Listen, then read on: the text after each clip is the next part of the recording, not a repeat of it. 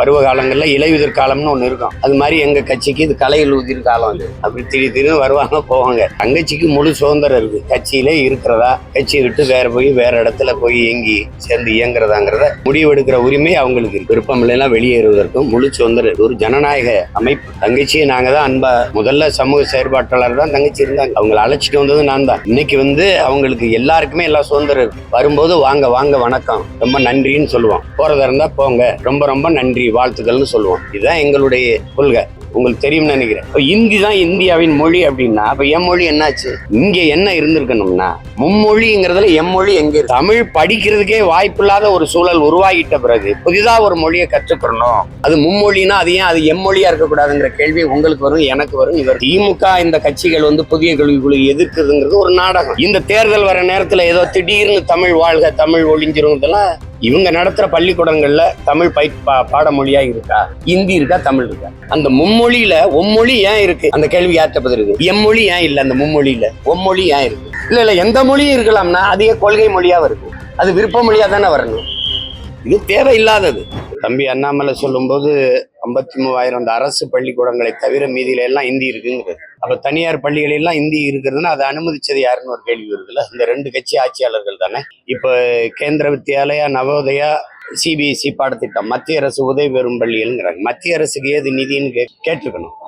இப்ப நிலம் என்னது, நீர் என்னது, மின்சாரம் என்னது, எல்லா இதுவும் கொடுத்துட்டு இங்க என் தாய்மொழியை படிக்க முடியாத ஒரு பள்ளிக்கூடம் இங்க, அதுக்கு வாய்ப்பு இல்லாத ஒரு பள்ளிக்கூடம். இதை எப்ப கேட்டு தடுத்து நிறுத்திருக்கணும்? திடீர்னு இப்ப இந்தியை எதிர்க்கிறதுங்கிறது ஒரு தேர்தல் வரும்போது அதை தமிழ் மொழி மேல ஒரு பெரிய பற்று இருக்கிற மாதிரி சொல்றது. இந்த நாட்டுல இருந்த ஆட்சியாளர்கள் நீங்க ஆழ்ந்து பார்க்கணும். மொழி வழியே மாநிலங்கள் ஏன் பிரிக்கப்பட்டது, அதற்கான தேவையும் காரணமும் என்ன இருந்ததுன்னு நம்ம முதல்ல பார்க்கணும். அதற்கு பிறகு உலகமெங்கும் சின்ன சின்ன நாடுகள்ல கூட பல மொழிகள் ஆட்சி மொழியா இருக்கு. இந்தி மொழி பேசக்கூடிய மக்கள் தான் இந்தியா அப்படிங்கறது இல்ல, இங்க இருந்தது இல்ல. முதல்ல இந்தியான்னு ஒரு நாடு இருந்தது இல்ல. பல மொழி பேசும் மக்கள், பல்வேறு மொழிவழி தேசிய இனங்கள் எல்லாம் வாழ்ந்து இருந்த போது வெள்ளக்காரர்களால் உருவாக்கப்பட்ட ஒரு கட்டமைப்பு தான் இது. இந்த நாடும் இதுக்கு வச்ச பேரும் இந்தியாங்கிற பேர். அதுல இந்தி பேசும் மக்களும் இருக்கிறாங்க. அப்ப இது என்ன பண்ணிருக்கணும்? இந்தியா ஒரு பன்முகத்தன்மை கொண்ட ஒரு நாடு, தேச ஒற்றுமையும் இறையாண்மையும் கொண்ட ஒரு நாடா இருக்கணும்னா இந்த நாட்டுல இருக்கிற 22 மொழிகளும் ஆட்சி மொழியா, அதிகார மொழியா இருந்திருக்கணும். அது இல்லாம இந்தி தான் இந்தியாவின் மொழி அப்படின்னா அப்ப என் மொழி என்னாச்சு?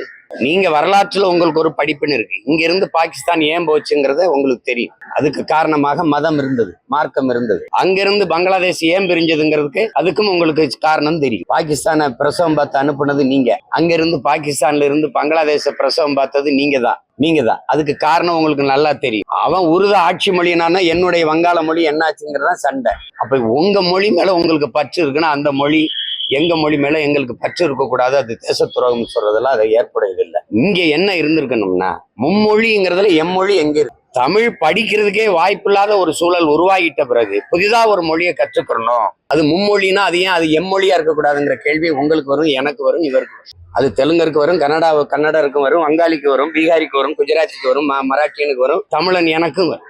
அப்ப இது என்ன வரணும்? நீ எல்லா மொழியும் ஆட்சி மொழியா, எல்லா மொழிக்கும் எல்லா மொழியிலையும் பாராளுமன்றத்துல பேச முடியும்.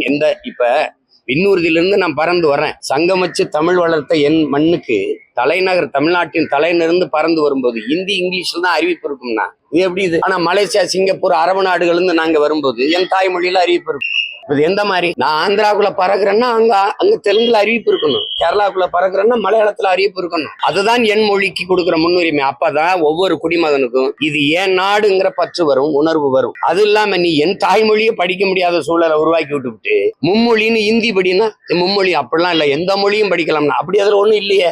அப்படின்னா நீ பன்மொழி பயில்கன்னு வரணும். கொள்கை மொழியா ஏன் வருது? இந்த நாட்டுல எல்லா மாநில மக்களுக்கும் அவரவர் மொழி, அவரவர் தாய்மொழி கொள்கை மொழி. ஆங்கிலம் ஒரு பயன்பாட்டு மொழி. விரும்பினால் எம்மொழியும் கற்கலாம்ங்கிறதான் கொள்கையா இருக்க முடியும். அது இந்தி கத்துக்கலாம், போஜ்பூரி கத்துக்கலாம், அது பீகாரி கத்துக்கலாம், அது பஞ்சாபி கத்துக்கலாம், மராட்டியம் கத்துக்கலாம், ராஜஸ்தானி கத்துக்கலாம், பிரெஞ்சு கத்துக்கலாம், ஸ்பானிஷ் கத்துக்கலாம். எது உனக்கு விருப்பமோ நீ கத்துக்க அப்படிங்கிற சூழல் உருவாக்குறதான் சரியா இருக்கும். திரும்ப திரும்ப அதே நீங்க திமுக இந்த கட்சிகள் புதிய கல்விக்குழு எதிர்க்குதுங்கிறது ஒரு நாடகம். இல்லந்தேடி கல்வி எந்த கொள்கை திட்டத்தில் இருந்தது? இந்த புதிய கல்விக் கொள்கையில தான் இருந்தது. ஐயா ஜவஹர் நேசன் அந்த கல்வி திட்ட வகுப்பு குழுவுல இருந்தவர் எதுக்கு வெளியில இருந்தாரு? இது புதிய கல்விக் கொள்கையை அப்படியே பின்பற்றுது, வேற பேர்ல. அதனால அதுல போய் நம்ம இருந்து வேலை பயனில்லைன்னா வெளியேறினாரு. அவர் கொடுத்த பேட்டியே இருக்கு. அதை அப்படியே ஏற்றுக்கிட்டு இந்த தேர்தல் வர நேரத்துல ஏதோ திடீர்னு தமிழ் வாழ்க, தமிழ் ஒழிஞ்சிரும், இதெல்லாம் இவங்க நடத்துற பள்ளிக்கூடங்கள்ல தமிழ் பாடமொழியா இருக்கா? இந்தி இருக்கா? தமிழ் இருக்கா?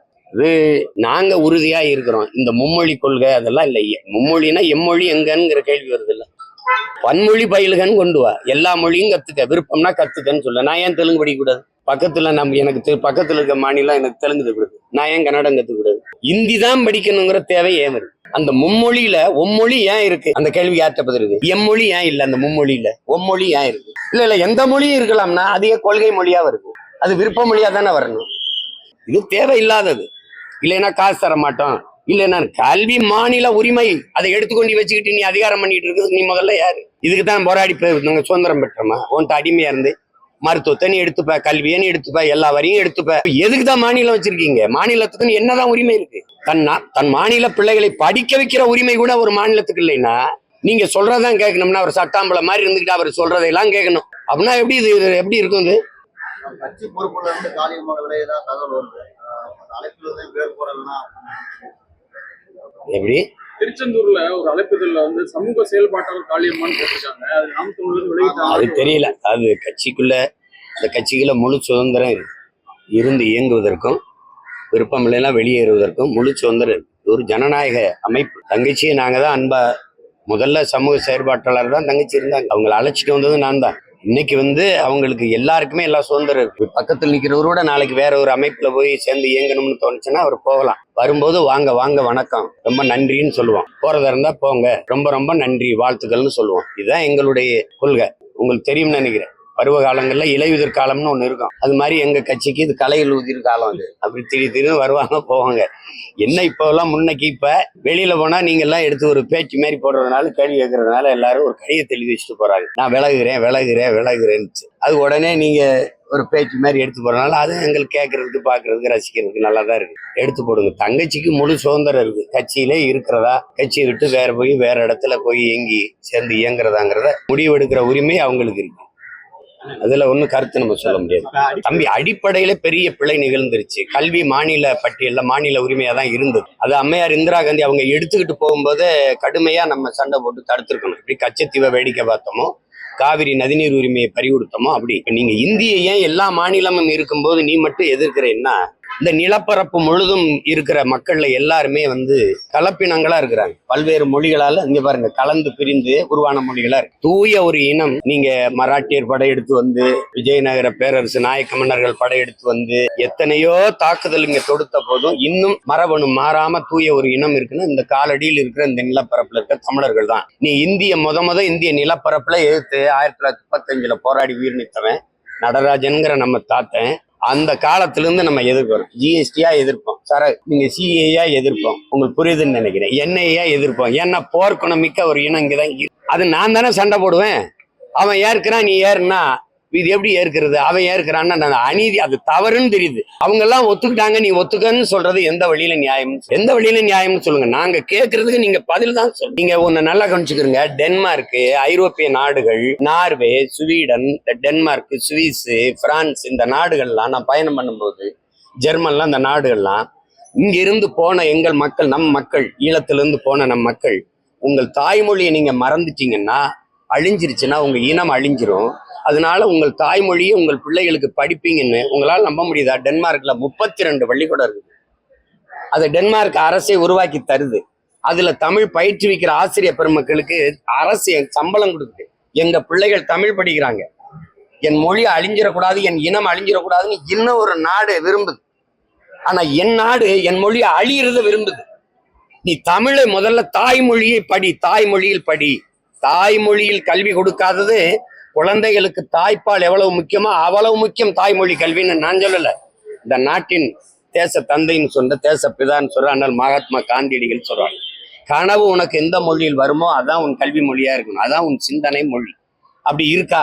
பிறந்த குழந்தைய உடனே கொண்டு நர்சரின்னு ஒன்று சேர்த்து விட்டு அதை ஆங்கில மொழியிலே பேச வச்சு ஆங்கிலேயனா மாத்துறது. இப்போ அது நாங்க 90 விழுக்காடு 99 விழுக்காடு ஆங்கில சொற்களை பயன்படுத்தி பேசுறோம். நாங்க தமிழர்களா மாறிட்டோம். நாடுதான் பேரு தமிழ்நாடுன்னு இருக்கு. எப்படி நாங்க தமிழோட சமஸ்கிருதம் கலந்த 1800 ஆண்டுக்கு முன்னாடி கன்னடர்களா, 1600 தெலுங்கர்களா, 500 ஆண்டுக்கு முன்னாடி மலையாளிகளா, பிறகு துளுவர்களா பிரிஞ்சு போனோமோ, அப்படி இப்ப நாங்க எங்க மொழியை எங்க இன அடையாளங்களை தொலைச்சு தங்கிலீஷ்காரர்களா தமிழர்களா மாறிட்டோம். அதான் நீங்க இருக்குது.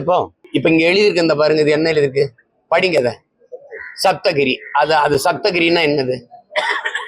எழுத்து ஆங்கிலத்தில் இருக்கு, ஆனா நீங்க படிக்கும்போது சப்தகிரி, கிரின்னா மலை, அது ஏதோ ஒரு இதுன்னு இருக்குதுப்பா. அது டேஸ்ட் ஆஃப் சவுத் இந்தியா, அது ஏன் தென்னிந்திய சுவை அப்படின்னு ஏன் நீங்க வைக்கல?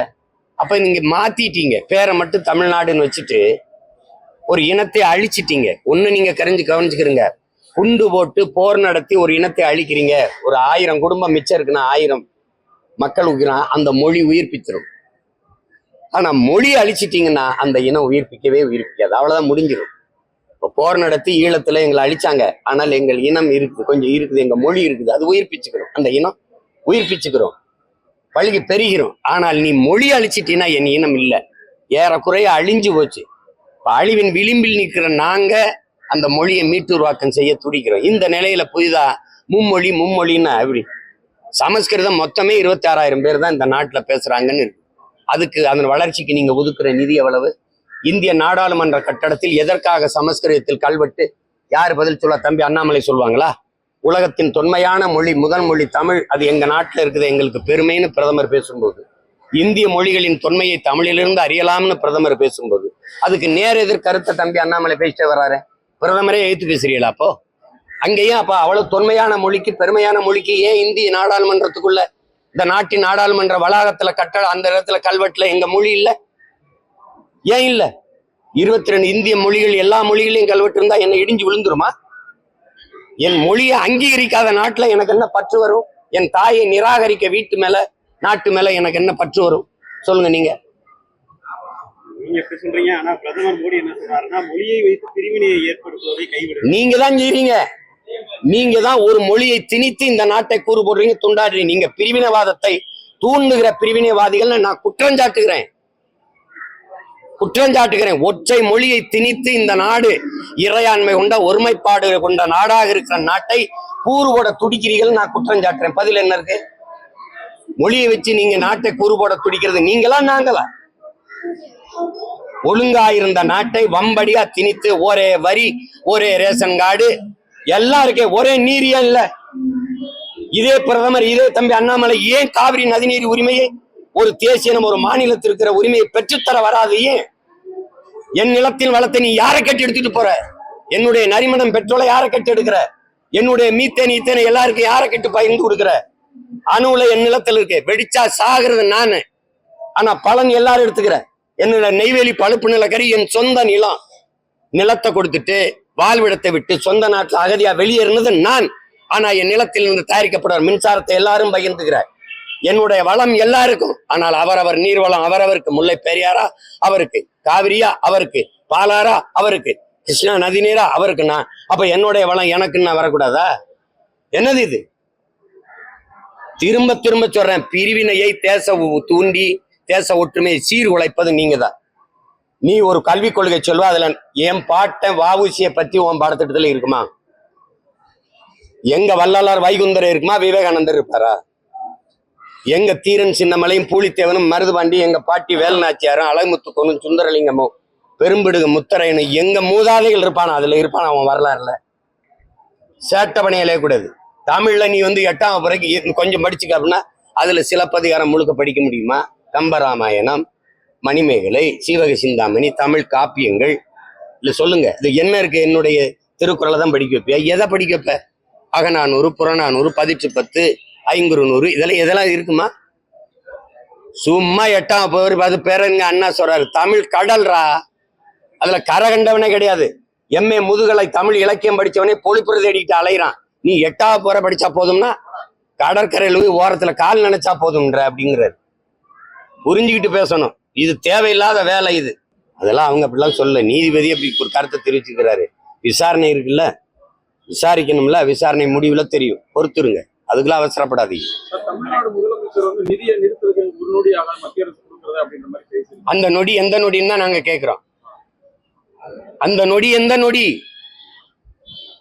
எத்தனை முறை சொல்லிக்கிட்டு இருப்பீங்க, புலம்பிக்கிட்டு இருப்பீங்க, எங்களுக்கு நிதி தரல, நிதி தரல, நிதி தரல. தெரியல, தெரியுது இல்ல? என் மாநிலத்திலிருந்து உனக்கு ₹1 வரி கூட வராதுன்னு சொல்ல முடியாதா? சொல்ல முடியாதா? எந்த பரம்பரையில் வந்த நிலம் இது? எங்க பாட்டன் சேதுபதி மன்னனை சிறையில் அடைச்சு கேளுங்க தம்பி. அன்னைக்கு காசு ஓரணா இருக்கும். ஓரணா சேதுபதி ஓரணா கட்டு, உன்னை விடுதலை செஞ்சிடறோம்னு வெள்ளைக்காரன் சொல்லும்போது ஓராண்டு சிறையில் இருந்த பிறகு சொல்றான், சிறையிலே இடந்து செத்தாலும் சாவனை வழிய ஒரு சல்லி காசு உனக்கு வரி கட்ட மாட்டேன்னு சொன்ன வீர மறவர்கள் வாழ்ந்த நிலம். நீ என்ன வெள்ளைக்காரன் காலத்துல நாங்க வரிகொடா இயக்கம் உருவாக்கி போராட முடியுமா? இந்த ஆட்சி காலத்துல எதுக்க முடியாத? தர முடியாதுன்னா என்ன பண்ணிடுவே நீ? என்ன செஞ்சிருவே நீ? ஆட்சியை கிளப்பியா? மறுபடியும் தேர்தல் வரும்ல? மக்களுக்காக நின்று தேர்தலை சந்திக்க முடியாதா? ஏன் காசை எடுத்து வச்சுக்கிட்டு தர முடியாதுன்னு சொல்றதுக்கு என்ன அதிகாரம் இருக்குது? மத்திய அரசுக்குன்னு நிதி ஏது? யார் சொல்லுவா? தம்பி அண்ணாமலை சொல்லுவாங்களா? இல்ல அம்மா நிர்மலா சீதாராமன் நிதியமைச்சர் சொல்லுவாங்களா? மத்திய அரசுக்குன்னு இந்தந்த துறையிலிருந்து எங்களுக்கு வருவாய் வருது அப்படி ஏதாவது இருக்கா? மாநிலங்களின் நிதிதான் மத்திய அரசு நிதி. இந்திய ஒன்றிய அரசுக்கென்று வருவாய் ஏது? அப்ப ஏன் காசை எடுத்து குடிச்சுக்கிட்டு ஒரு பேரிடர் அந்தவும் தர மாட்டேங்கிற? வாத்தியாருக்கு சம்பளம் ஒன்றும் குடிக்கும், மாணவர்கள் நலன் எதுக்கும் தரதில்லை. இதை செஞ்சாதான் இதை தருவேன் அப்படின்னா இது மாதிரி கொடிய போக்கு. இது லஞ்சம் தானே. இதை செஞ்சு விட அப்பதான் காசு தருவேன்னா இது என்ன அர்த்தம் சொல்லுங்க? எப்படிப்பட்ட அணுகுமுறை பாரு, எப்படிப்பட்ட ஆட்சி? இதையே பேசிக்கிட்டு இந்த நடக்க இருக்கிற சட்டமன்றம், அடுத்து வர பாராளுமன்றங்களை வாக்கு கேட்க வாங்க. இந்திய கட்டாயம் படிக்கணும்னு சொல்லுங்க. அது ஏன் படிக்கணும் விளக்கின்னு சொல்லுங்க. சும்மா ஏதாவது பேசிட்டு இருக்கிறது.